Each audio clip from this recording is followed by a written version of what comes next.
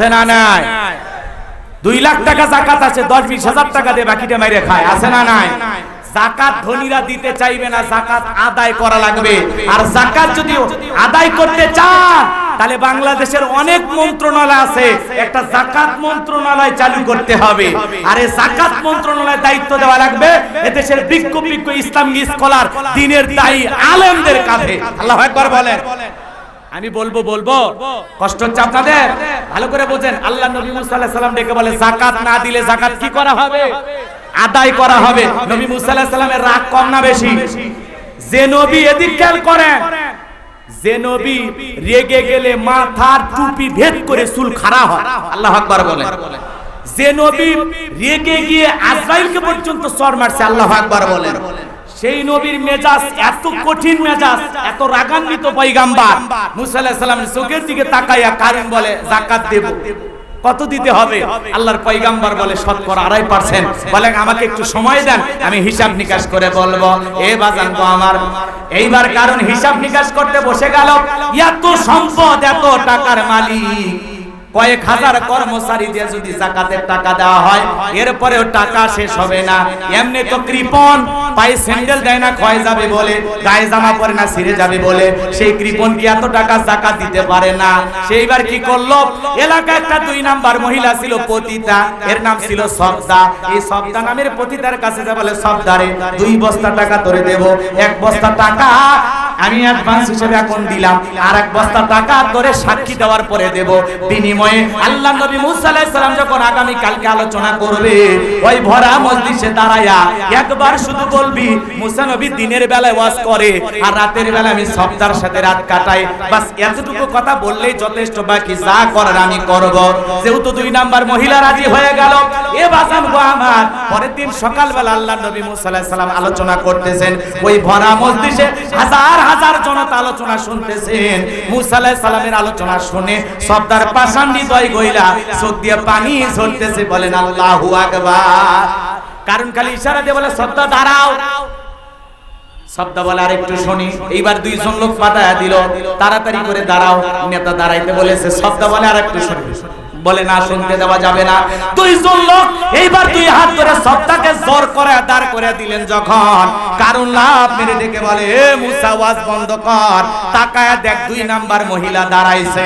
মহিলাটা 2 নাম্বার না 1 নাম্বার? আল্লাহ নবী মুসা কি জানে? এ ভাই এদিকে খেয়াল করুন, কষ্ট হচ্ছে আপনাদের?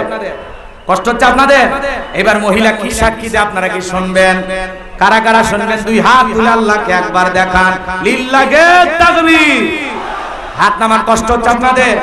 আল্লাহর দ্বীন কায়েমের জন্য, আল্লাহর জমিনে আল্লাহর দ্বীনকে প্রতিষ্ঠিত করার জন্য, ও গাইবান্দার মুজাহিদ তাওহীদের জনতা, আল্লাহর জমিনে আল্লাহর দ্বীনকে প্রতিষ্ঠিত করার জন্য যদি কখনো ডাক আসে, জান মাল দিয়ে হলেও কারা কারা আল্লাহর জমিনে আল্লাহর দ্বীনকে প্রতিষ্ঠিত করতে রাজি? 2 হাত তুলে মালিককে দেখান, লিল্লাহে তাকবীর, লিল্লাহে তাকবীর। হাত টান টান করে তোলেন, 2 হাত টান করেন। আমি কি হাত নামাতে বলেছি?